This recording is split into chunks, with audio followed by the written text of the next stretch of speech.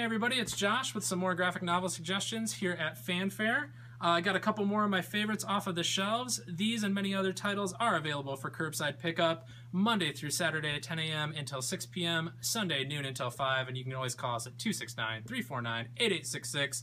But enough of that, let's get into the actual books here. If you come over to this fine collection, this is one of my favorite comics. This is Mind Management. This is volume 1 of 3. All of this is done by Matt Kindt, both the art and the writing. It's got a watercolor art style to it, and it's a really cool psychic spy story about like this espionage group. It starts with this flight where everybody loses their memory, and they ends up being this tale of psychic spies and just kind of crazy intrigue. What's really cool about it is, as Grant zooms in a little bit, these side pieces actually start forming a bit of the narrative as well. So it plays around with the way narrative works on the page, both in panel and out of panel. There's even some stuff, if you're paying attention to it, the panels become circles and squares. It's Morse code to let you know more about what's happening on the page. Really, really cool book. Highly, highly suggested. Over on the DC end of things, we've got Gotham Central, a favorite around here. This was written by Ed Brubaker and Greg Rucka with art by Michael Lark.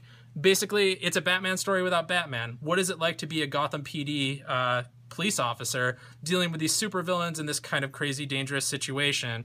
Brubaker does, I think, the day shifts and Rucka the night, or vice versa, but it's got just some excellent art in it and just great characterization. It really brings the characters of the Gotham City Police Department to life and has some of the coolest Gotham stories I've ever read.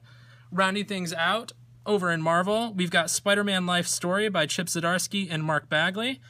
Basically, this is a self-contained Spider-Man story where Spidey grows up. Spidey gets old as things go on, and it goes a decade at a time. So in the 60s, you see a bunch of classic 60s stories. In the 70s, you see a bunch of the classic 70s stories put into a single narrative following the life of Peter Parker as he ages and, well, I'm not going to spoil it, as he ages and goes on. So if you're interested in any of those, give us a call. And if you ever have suggestions for things you want to see in the store, let us know in the comments. Thanks, everybody. Have a good one.